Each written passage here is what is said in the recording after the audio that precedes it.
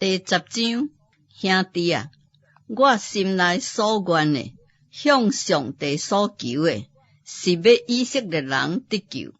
我通证明，因向上帝有热心，总是毋是照真的知识，因为毋知影上帝的义，想要立家己的义，就不服上帝的义。律法的总结就是基督，互凡那信伊的，拢得着义。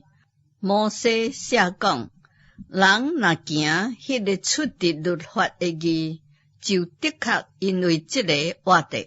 只有出自信心的义，安尼讲，恁毋免心内讲，一罪要上到天顶去呢，就是要带落基督来；一罪要落到阴间去呢，就是要带基督对死来上来。伊到底是怎样讲呢？伊讲，这个道离开你无远，拄拄伫你的喙内，伫你的心内，就是阮所传信主的道。伊若喙认耶稣做主，心内信上帝，互伊对死搁活，就的确得救。因为人心内相信，就通称义；喙内承认，就通得救。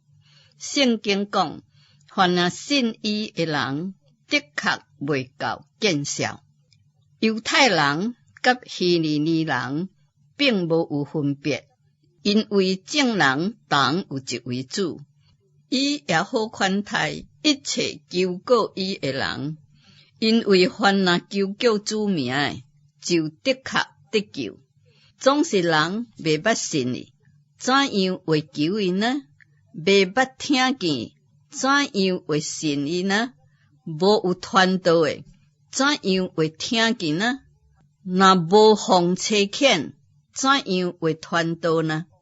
亲像圣经所记，报福音、传喜信的人，伊会脚热河顶的加米，只是人无有拢听探福音。因为以赛亚讲，主啊，阮所传的有一堆信呢，可见信道是对听道来，听道是对基督的话来。总是我讲，人无听见吗？真正是听见啦。因的声音传遍天下，因的言语传到地极。我搁讲，以色列人毋知影吗？大圣有摩西讲，我要用无迄个无情子民的惹动恁的受气，我要用迄个无知的百姓触动恁的受气。